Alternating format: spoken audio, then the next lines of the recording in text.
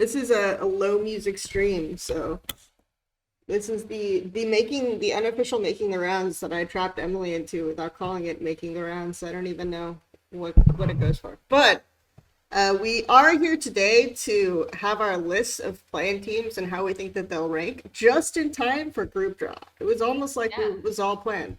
And yes, I did see the Vizichachi. It was breaking news as we were getting on stream. Yep, yep, it was good. Vizicachi is going to be the piece top laner. I know. Interesting. And I asked Emily if that changed her power rankings, and she said no. So, It does not. let's start there. I have a very high production value, excuse me, capture, which will, thank you for the subscription, Zamelchi. That's great. I appreciate it. Let's see.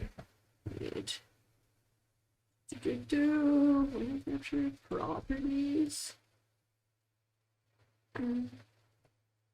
Okay, I have a very high production value way to do this. So, it's insane, by the way.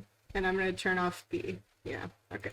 So Emily is temporarily not on camera while we reveal this really high production value pick. So what did you have for 10th place, Emily?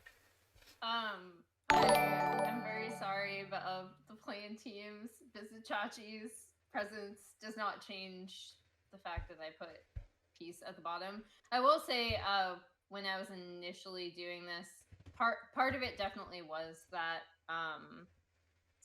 that their actual top laner, Oppi, was not going to be able to attend, right? So that did definitely. I'm hearing like a really loud sound from your end. I don't know what it is. It's my computer. Okay, is your computer trying to like It take out doesn't, again? yeah, it doesn't pick up on the stream, so Okay, cool. I'll just have to talk through it then. yeah.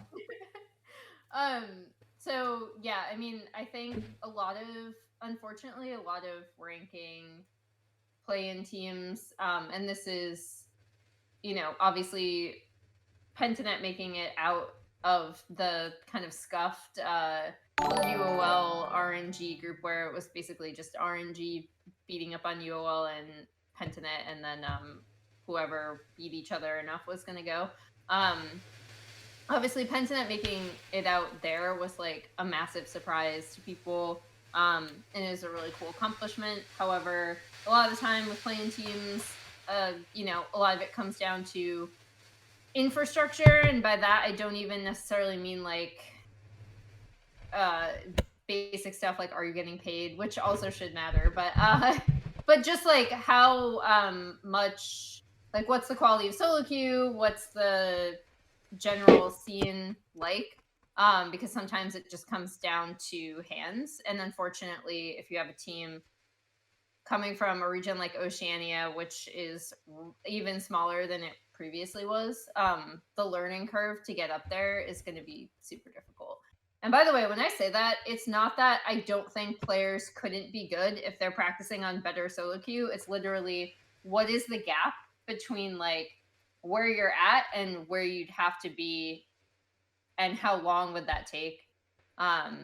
So yeah, sorry, this is like people are going to be like, what does that have to do with anything? But I think when you're looking at play-in teams and you're looking at all of these teams coming from a variety of different regions, that actually factors in a lot more than people think it does.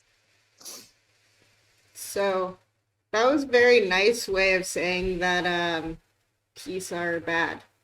But I do have what I did was I prepared exciting clips to highlight positive things Nice. about every I team. prepared I prepared nothing, so that's good. Nice. Okay. So I'm gonna just boot this up here with my insane technology while we continue to talk. But for me in general, when I'm thinking about what makes a good or bad play-in team, I'm looking for at a few things, and a lot of these I'm gonna say doing this VOD review was really interesting because you kind of go down to like what level are they at? What increments of play are we looking at here? When I watched the Oceanic games, which I've been watching a lot of Oceanic games because basically LCO is now, the Scouting new, grounds, the NA, new, the you know. new NA amateur. But I do, so I do watch, have been like scouting and looking a lot at LCO. But the thing is when I watch LCO, I'm constantly impressed by I mean, it's very like how slow the games can be to an extent, but also just how much it's about like getting to a certain point in the game, like how little the champions on my screen interact before like 30 minutes. I think it's my big thing when I watch LCO teams. Uh I so for me it's like really difficult to rate almost anyone, and we're gonna roll the clip here now that it has loaded and I've won my battle against YouTube. Um, so here we go. Find that moment to shine. This is basically the moment where Peace is saying if we get But the main thing that I liked about Peace was Violet. I think that Violet played fights generally very well. So the clip that I have on screen right now highlighting Peace, and it probably just makes sense if I just mute it. It was sort of highlighted his movement and his ability to find like good spacing angles. So in general, like that's sort of where I see some advantages that they can give.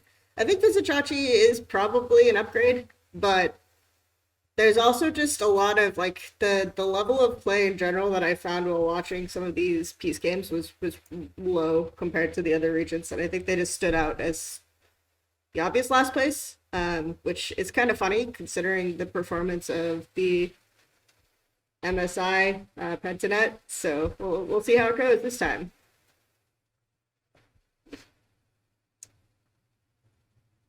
All right. Okay, let's go to Team 9. Ninth place team. You go first. I'm curious. Okay, I want to okay. like go back and forth because I'm gonna see if we match up. My really insane production value is basically like I have a hidden, if you're not aware, Emily, because you're not watching the screen I potentially. don't have the screen up. Yeah. Yeah. My really insane production value is I have a second tab, so I'm slowly unveiling the teams by linking to the cell in the other tab on the Google Sheet. Amazing. So I have Infinity at Wow. number Same. 9.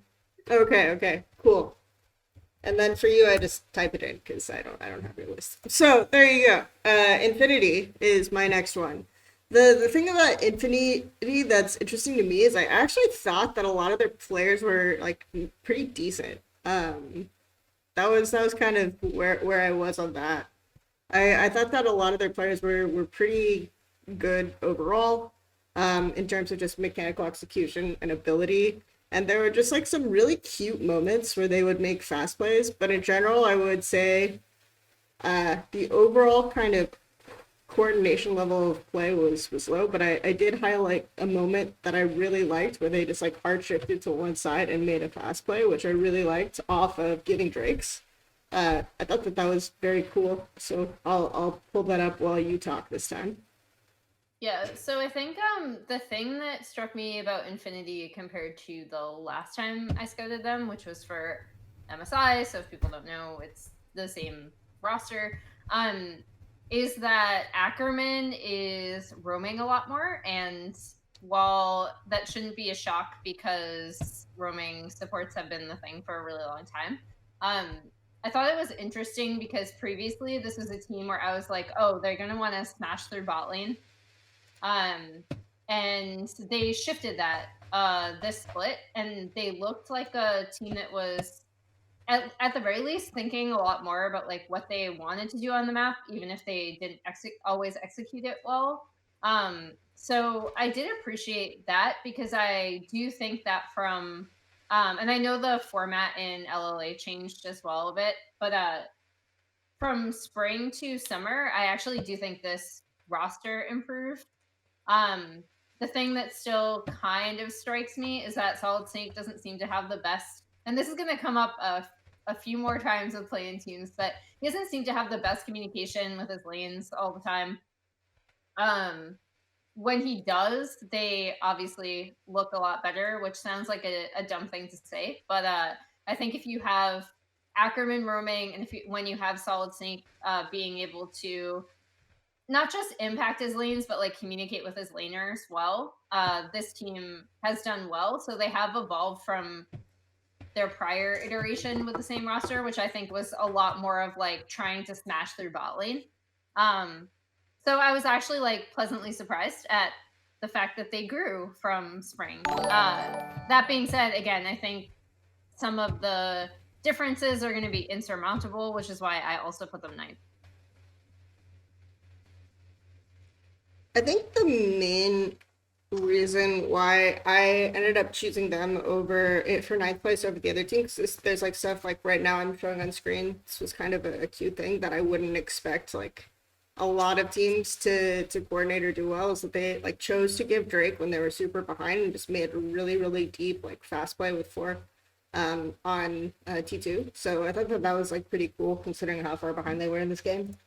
And they give soul for it because they can't contest it anyway. But I think in general, like the main reason why I think that I had issues with this level of play in LLA was it felt like a lot of the early ganks and stuff when I was watching this region worked because there was no like idea of warding timers or rotations. It was just very strange. It was like that there was not a lot of okay, we're crashing this wave and we're gonna ward now and things like this. So I just felt like a lot of games would explode off of things that just didn't seem like they were as we would say real. So I think that was the main difference that I had between Infinity and my 8th place team. So yeah. All right. So what did you have in 8th? It breaks my heart because I always want them to do super well, which should already tell people what the team is going to be. Yeah. But it's Red. I think this team's story is really cool. For those that don't know, they were a 6th seed. They swapped their mid laner prior to playoffs. So it was like, I mean, they have like a really cool story of how they ended up, coming here at all. And I think that part is awesome. I think this is a team of really young talent, like mechanically skilled Brazilian players, which is always cool to see that team, that type of team succeed. This was definitely not the team that anyone expected to be here whatsoever. And between them and their finals opponent, I thought it was cool that those were the two teams. Sorry, I want to revisit my notes really quickly on. Yeah, so and I think the big thing that everyone keeps bringing up when I talk to people in CBLOL or when I watched English CBLOL content is everyone brings up like the skill ceiling of these players. So how well will they be able to do when they're up in a different region with better solo queue? When they're playing against stronger teams, how much can they learn in a really short amount of time? Because the only player who has ever played internationally on this team is Titan, and that was all the way back in, I believe, 2018, Kaboom. So I think that there is a chance that they'd be able to upset people in best of ones that they're like not expected to win. However, I think that this is a really young team. I think that especially against their finals opponent, they tended to play a bit more around bot lane than other Brazilian teams that I saw. Grevthar, that mid laner that I mentioned, was the big difference maker for them when he did come in for Avenger for playoffs. And a lot of it was, his mechanical skill really coming in clutch for them. But yeah, I mean they did swap it up from series to series, so they can play through a variety of different lanes. However, I don't see their again, I just don't see their level of play being able to do more than like upset a few teams in a best of one, but not make it out of groups. So yeah, I also had red.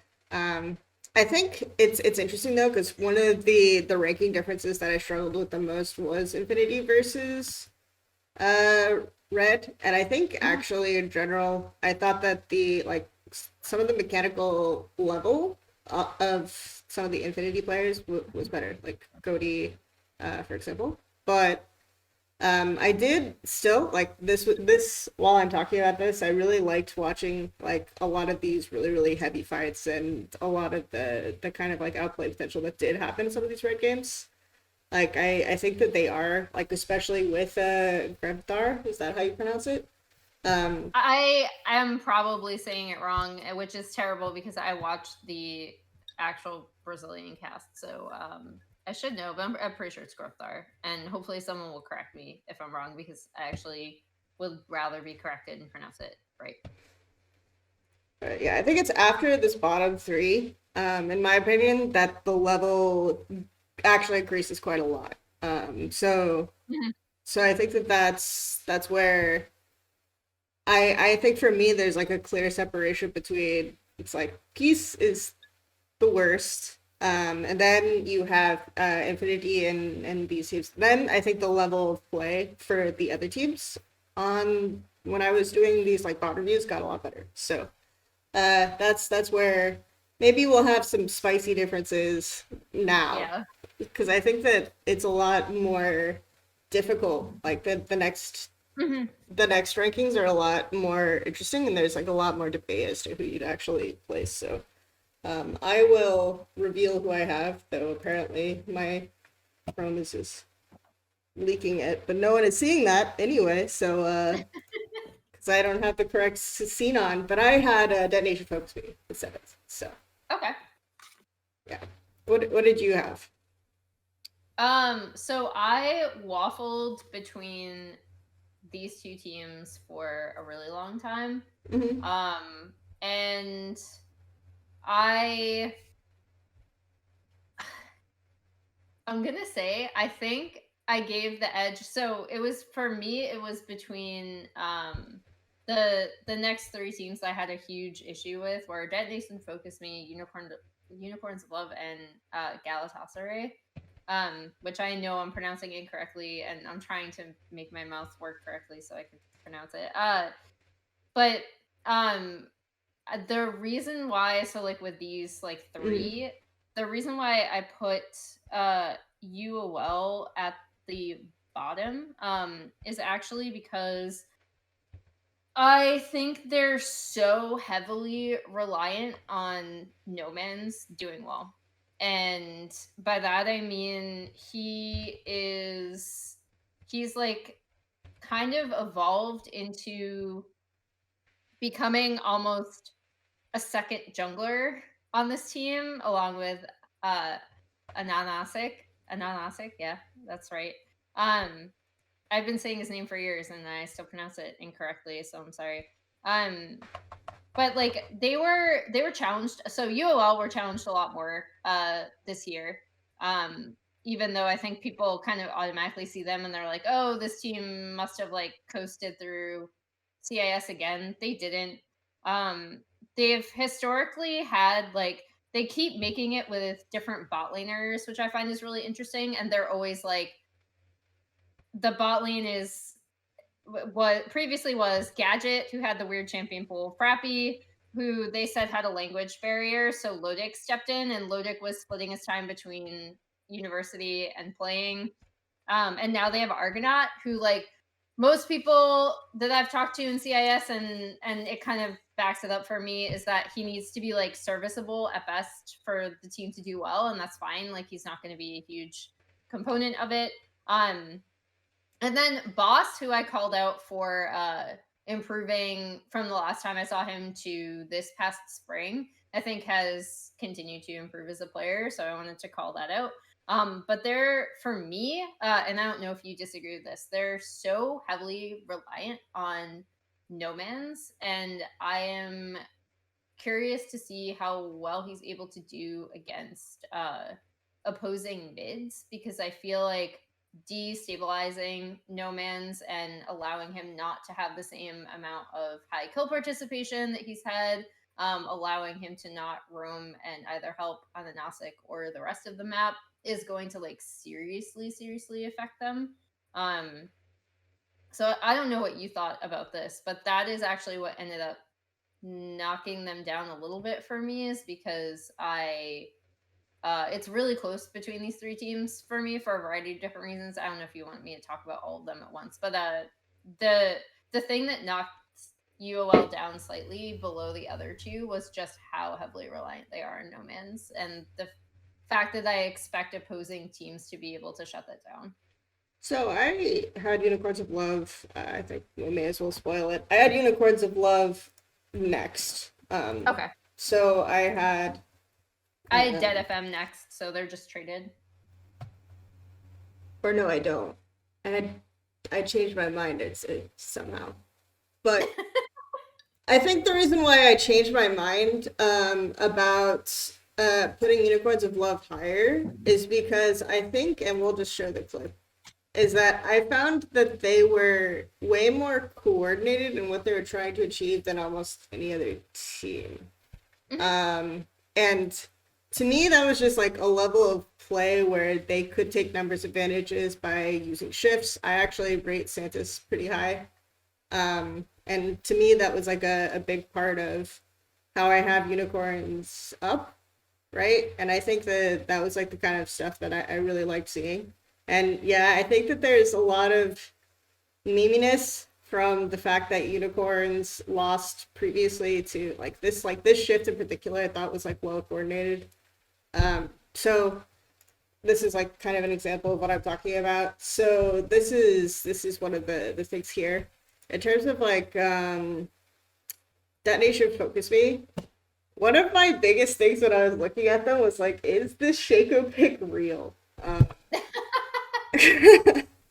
So I watched a lot of their like LeBlanc Shaco games, and I think what happened is just like the Shaco actually felt incredibly useless to me. I'm just gonna be honest. But the LeBlanc seems so. Oh, okay. Apparently, I'm not even showing the YouTube. Sorry about that.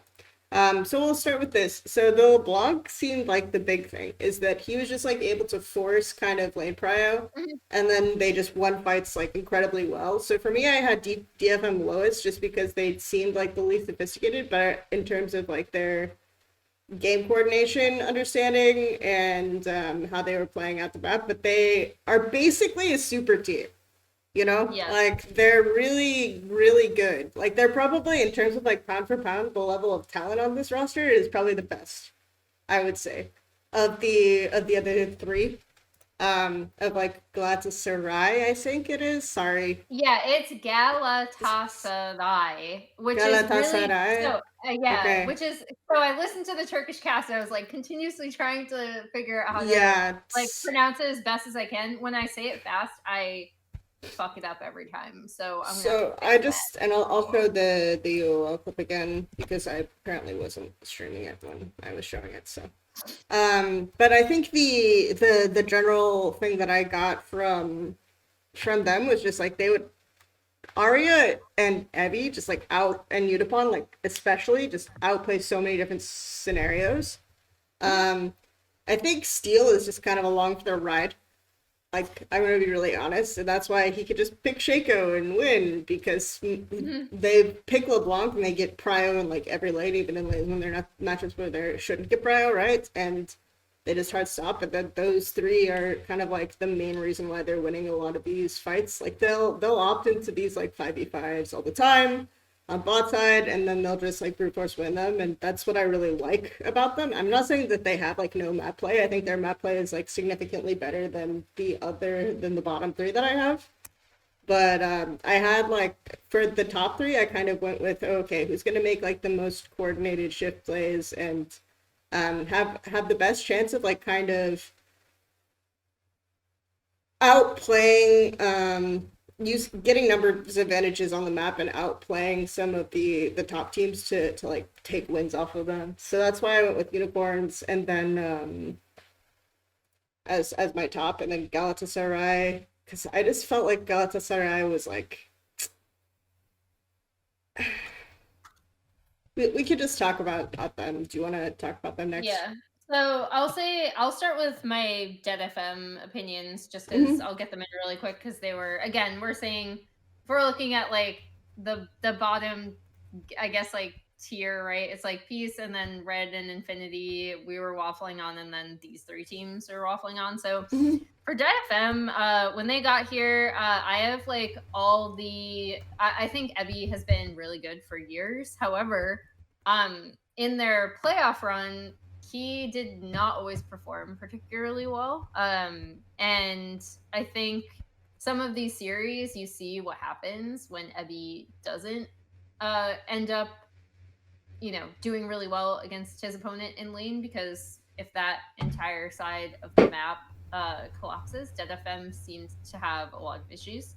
And I know people have started to question his champ pool just because if you're looking at a lot of the top laners going into this tournament, they will be playing, maybe some more aggressive matchups. Like they're playing Camille, they're playing Jax, they're playing Kennen.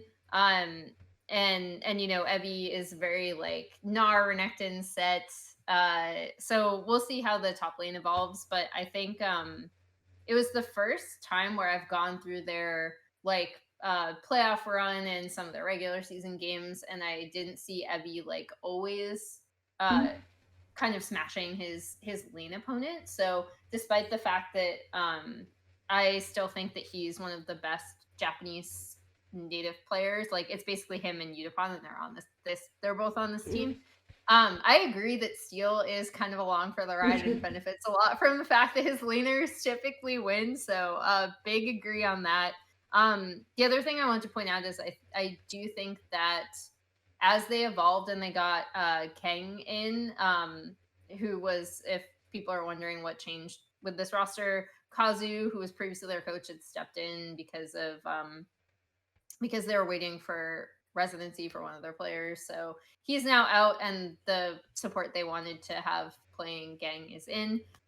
They kind of went through this period where they weren't communicating very well again. And I do think that Arya on like the Rise pick, for example, I mean, Rascal Jester, I think, played pretty poorly in the finals just as a team. But I also did like that Arya was kind of thinking about some of these Rise plays with the rest of his team. This is like I will agree, this has nothing to do with why I ranked them where I did, but I do want to point out for people who are following like the narrative of this team, this is the best team that Japan has ever sent to an international competition for sure. Galatasaray, it's like Ray Rai combination at the end. Talking to a lot of people, they told me that if I was going to be watching one player from this team, it should be Mojito, because he's like the next closer. He's the next like really, really strong Turkish jungler. But when I was watching them, it was more for me. It was more about like what he's able to do with any pressure that Bolulu creates, and also Zergsting. I know he's a player that people have wanted to see internationally for a while, and I thought some of his roam timings were pretty good. So I'm excited to see him against the other supports. I think Alive is fine. They put him on a lot of like She has a Kalista. very apt name. He's alive, He's there. He does his job. But like, so like it's funny because like the main pieces they changed, right? We're having Crazy come in, who, if people don't know, he's from Rogue Warriors, he's from ESC Ever Barbecue, Oliver's, if you remember that far back. I'm not the biggest Crazy fan. He's doing well, so good for him. I think he has some pretty obvious weaknesses as a top laner.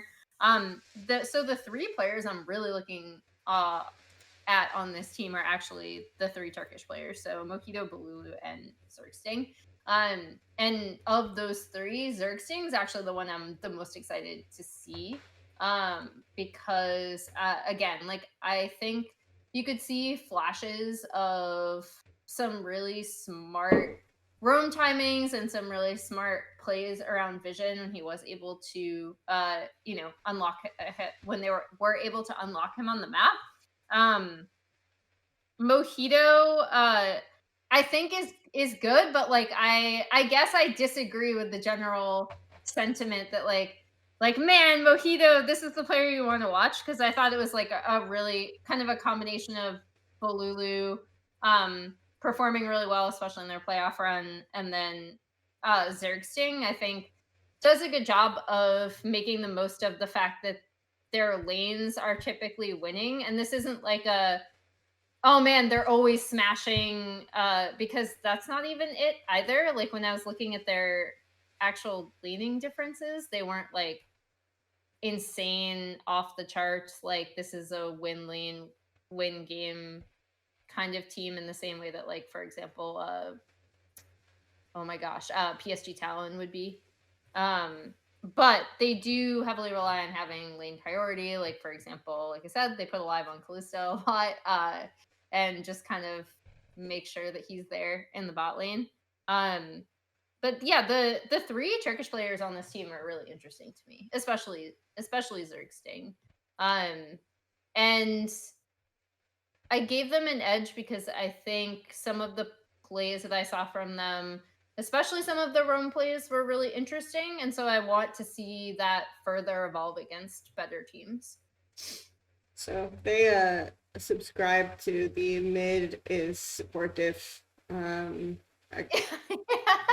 kind of situation for me. It's actually kind of interesting. I didn't like. I think if I'm power ranking the 3 Turkish players on this team, it's probably like Zergsting, Mojito, then Bolulu.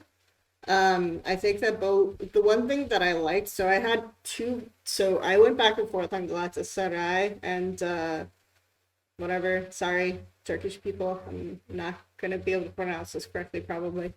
And I apologize profusely for my inability to speak.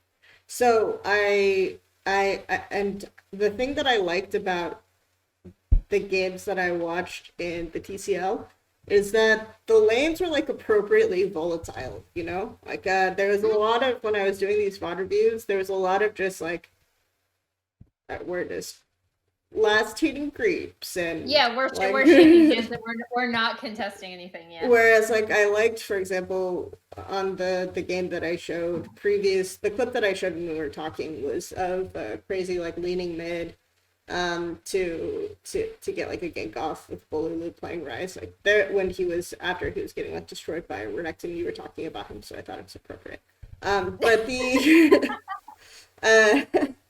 but I think in general, like he played the Rise Lucian like matchup technically pretty well, right? Like he actually played for, you know, chunk and HP trade. When I think that most Rises that you would see probably playing this matchup would just, you know, either walk up and get completely destroyed and not trade back, or they would just completely like seed prio and farm under tower, right? So I think there's a lot to kind of like about how Galatasaray can play out, and that's usually kind of how I rate NA teams low, is that they're just not laning, like they're not actually playing the video game early.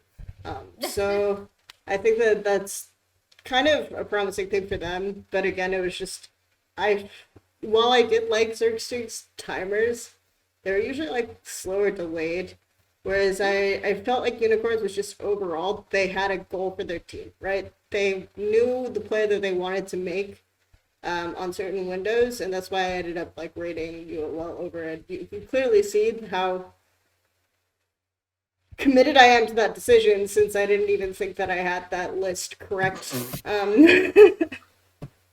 I think the important thing to point out is like of all these three teams, the next step in looking at them is like they each do have a way that they like to play the game. And they also have some glimpses of like, oh, okay, this is actually like really, really good.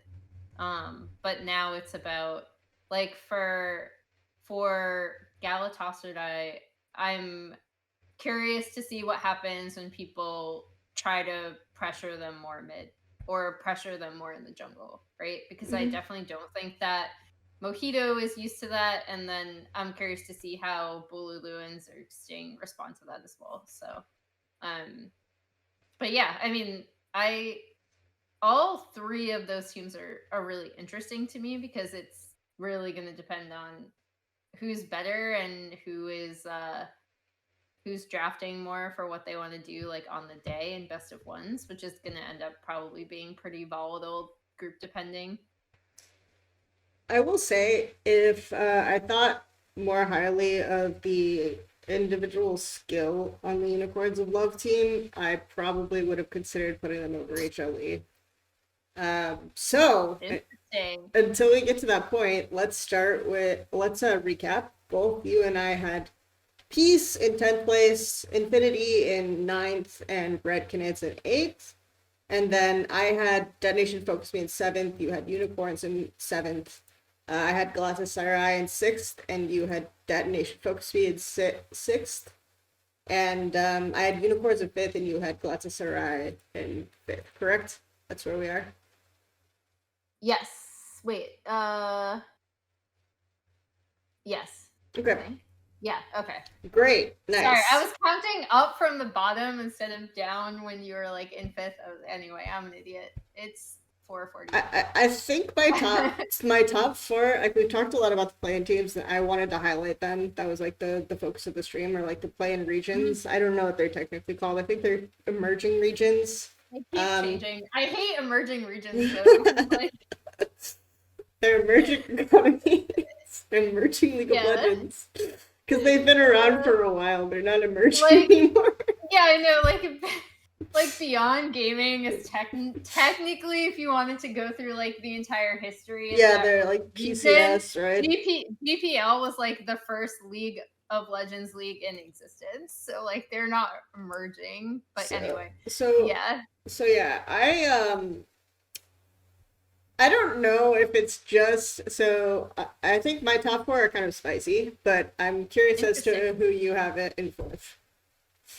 I have, so there's the next like tier of teams, which is I waffled between C9 and Beyond Gaming a lot for this. I ended up putting Beyond Gaming slightly below C9. I don't know if you want me to talk about them in tandem. And then HLE slightly. So like this is another like tier of 3 teams where it was difficult for me to separate them, but there are various reasons as to why. So like I'll start with Beyond Gaming. They're obviously like if people think of, I think people are familiar with PSG and then individually Doggo. But Beyond Gaming is a very different team than PSG. I still think that they do rely on the fact that their lanes typically tend to be stronger than the rest of the region, save PSG Talon. So keep that in mind. But I think their team fighting is really good. I think people kind of identify them as a team fighting team. I also think that when they did end up beating PSG, it was through really smart drafting around what PSG wanted to do. So they basically were like, well, we know that you just kind of want to lane kingdom us and you're going to have certain prio picks. And we're just going to pick something that doesn't lose so hard early, but has much better scaling and rely on our team fighting. And I thought that was, like sounds rudimentary, but was very good to recognize against a team like PSG. So I was really pleased to see them do that. They are comparatively, I think, pretty slow. So like if you again, I keep comparing them to PSG, but like PCS is a 2-team region right now. And it's these 2 teams. And arguably, they might not even be a 2-team region. They might be a 1-team region, depending on how you want to look at it. But I would say overall, Beyond Gaming, despite the fact that they still will have laning leads, tend to be like a little bit slower. Than so you think of them more as like a skill 5v5 team. They're kind of like, I know when Leon joined the team, they also wanted to kind of change the dynamic since he's more of like they want to send him to side lanes more just based on champ pool and the way he plays. So they try a lot of 1-3-1 setups. I don't necessarily always think that they're successful, or like I'll say that some of the time they might be successful because their opponents just don't know how to contest it, or they might not have a draft to contest it. So against teams that can side lane against them correctly, I think they also might not have issues. They kind of remind me a little bit of the way that we would think RNG used to play when they were a 5v5 team, but also playing around a lot of 1-3-1 setups. C9 really quickly. I feel like people already have their opinions on C9. The reason why I gave them kind of an edge is because I think they're just slightly off of actually clicking, and by that I mean I think there's a blueprint for what they tended to like to do that they had in spring, which was, have Fudge in a matchup that he can make volatile if he wants, but then also force his opponent to stack a wave and push in, and then Blabber will go top, and they'll try through top and mid side pressure to take over the map.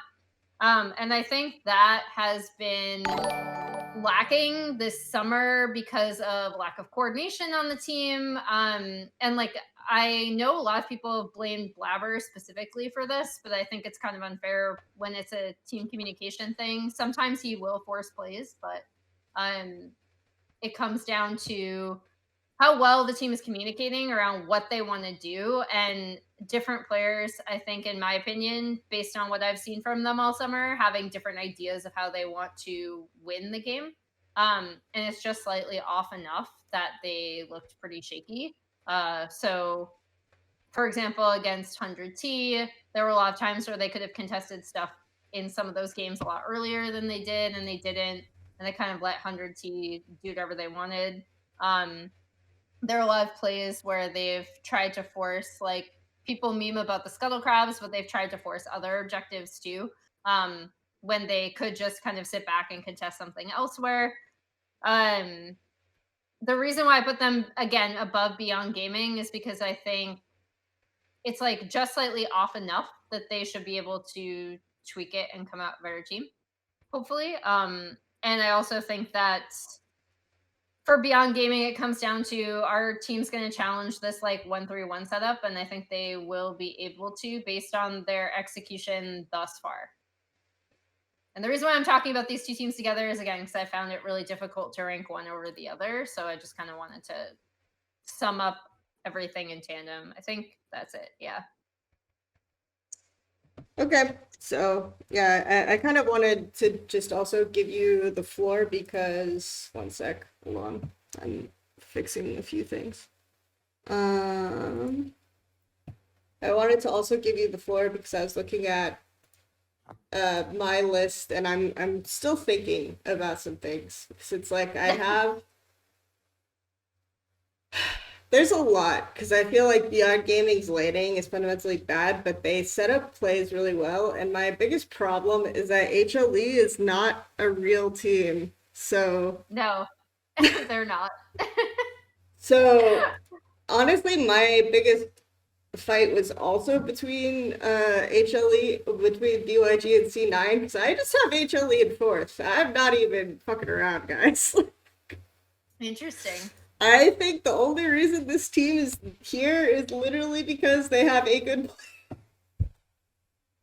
Jovi. And I think, like, I don't. How is Morgan allowed to attend Worlds?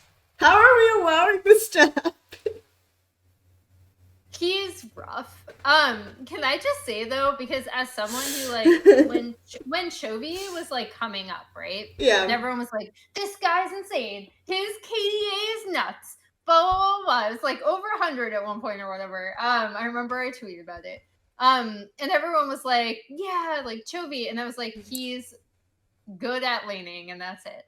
And like that was my assessment of him. He's evolved so much as a player. He is basically the jungler for this team now, I, as well as the mid laner.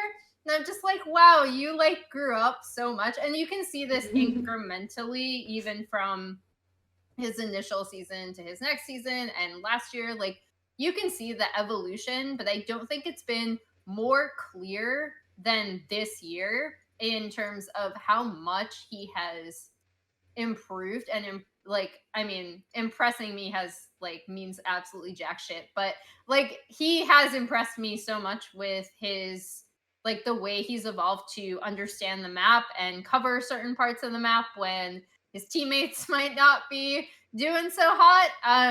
And yeah. it's just nuts. It's like Yeah. absolutely nuts. Like he's so good at the game now. He It's is. crazy. He is actually, because this is like the thing is that Willer doesn't do anything as far as I can tell. Like we talked about Look, how he's trying, and okay? Steel is along for the ride. He doesn't. He just doesn't do anything. And then like Deft is pretty good, right? So I it's weird, but it really does, like, it's an exaggeration. It really does feel like Chovy is just like all five roles. Like it's kind of crazy. And like you said, like he would rotate like the fights all the time and all these things. But the biggest thing for me when I did the HLE VOD review was just how poor their rotations and map setup was. Like I think it was just so ridiculous. Like watching them try to play three lanes at once, watching them try to do X, Y, and Z. BYG do this to an extent too, but I can at least see the logic in how BYG play. And I actually think Husha is insane. Like, he's so good. Like he's one of the best. I'm tempted to put him on my list of like best junglers at Worlds. He's just really smart about where he needs to be. He seems to like have a good understanding of, and this could come down to like team communication of like what lanes he should be around at what timers. He's constantly like countering enemy jungle's play and then just winning the skirmish.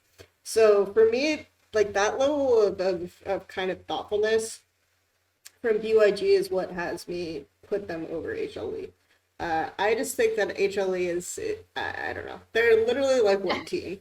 Like it's one player. It's crazy. I hate oversimplifying it to that, but this is my biggest thing. Is this is like Willard is just not even involved in most plays, right? Because it's just Chovy. Morgan is, Volatile. yeah. I mean, volatile is not in a good way. is a nice way to put it, but he's, I mean, he's worse than most of the tops on this list, right? Like, especially now that Mr. Chachi's going, he's worse than Mr. Chachi. So, yeah, I just had a really hard time getting, like, the image of Morgan trying to play Aurelia out of my head. So, I think that's probably why they're fourth. Are you thinking of the T1 series? That was pretty rough. But they can at least, they probably make it out of groups, though, right? And it's very likely that they show up better than the other teams, and people are like, oh, I'm actually blah, blah, blah. But for me, it's like that doesn't make them a good team, right? So I could not rank them higher than this. Like I could not justify ranking them higher than this. I do think once you get into team fights, like I know part of this is also that Deft has had a lot of health issues. So like I think part of it is that he's, as far as I know, been feeling well enough, and or they figured out a schedule for him so that it's not as straining on, I want to say it's either his wrist or his back, but I'm not certain. But I do think once they get into team fights, Deft has been playing a lot better than he was previously. And again, hopefully that's because they've been able to mitigate the injury enough that he's not in pain and can practice a little bit more.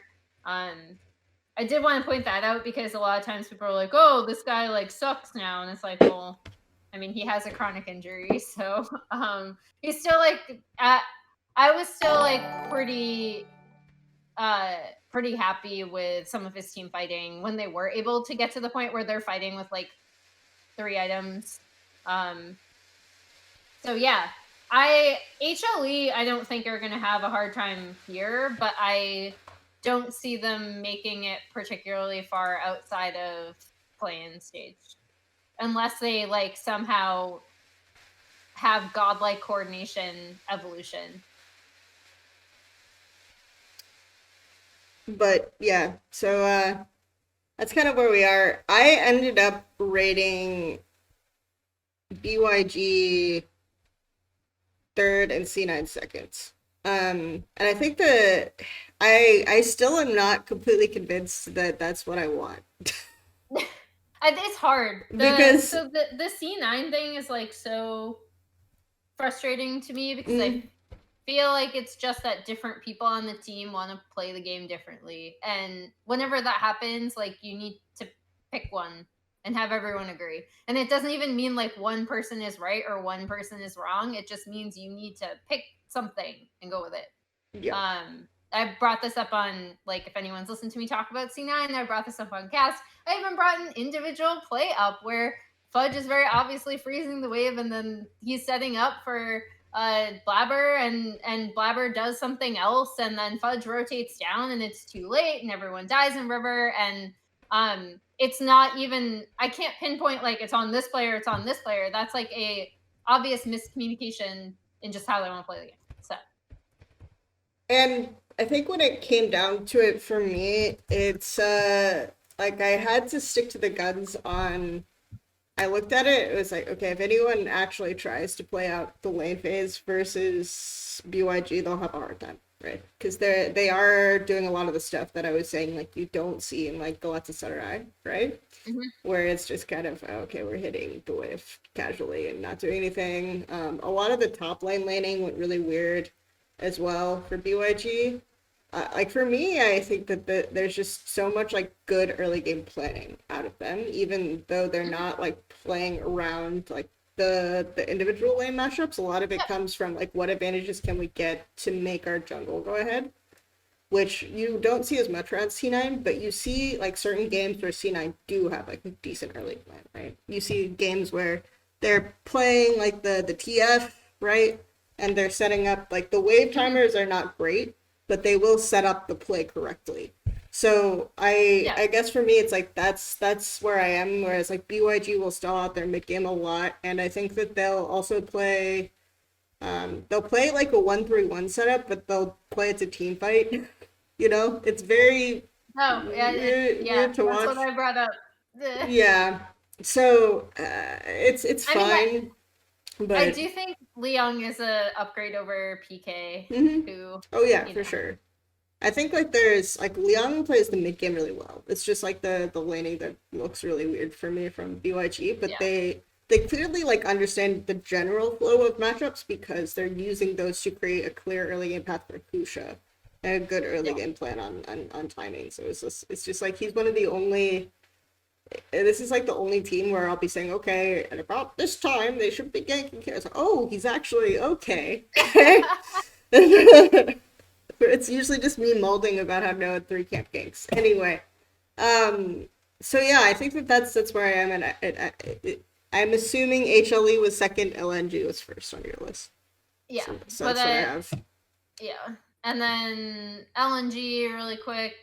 Yep. For people that haven't heard me rant about them, I think LNG the like most positive. Obviously, everyone's going to talk about Tarzan. I think the most positive thing I can say is that I definitely think that LNG as a team, regardless of how much I disagreed with their drafts, which if you ever heard me comment on an LNG game on Kelsey's stream, you know how vehemently I disagreed with a lot of their drafting decisions.